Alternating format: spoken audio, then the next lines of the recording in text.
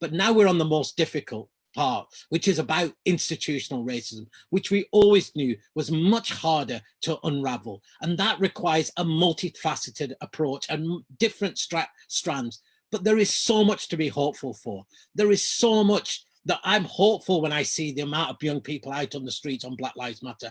I'm hopeful when I see the fact that people now recognize that we have an intersectional crisis. They don't say, I'm fighting racism over there and I'm fighting climate over here, or I'm fighting inequality over there, or I'm fighting this. They're coming. They're drawing the links that we always said that was at the heart of Black struggle: race, class, gender, internationalism. We always connected those struggles. It was other movements that said these issues are all separate. And now is the time for all those to create the movement of movements, to have political vision, to be radical, to have transformational demands. I think one of the things that's happened in the last 10 years with neoliberalism, it took away people's imagination to believe that anything different was possible. And now slowly people are recognizing there has to be an alternative to the crisis that we see. And this is the moment for all of us to strike and say, we don't want the bottom. We have to be striking higher and higher, raising the bar, making those transformational demands and building the power.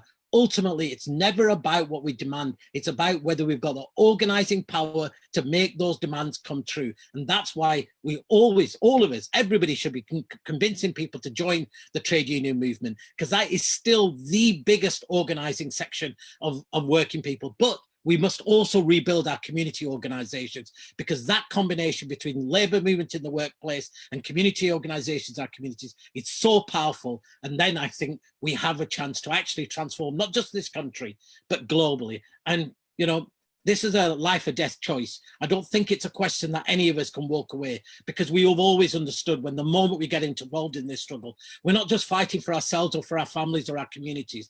We're fighting for on the shoulders of giants from past generations, but we are literally fighting for who will survive in these coming decades.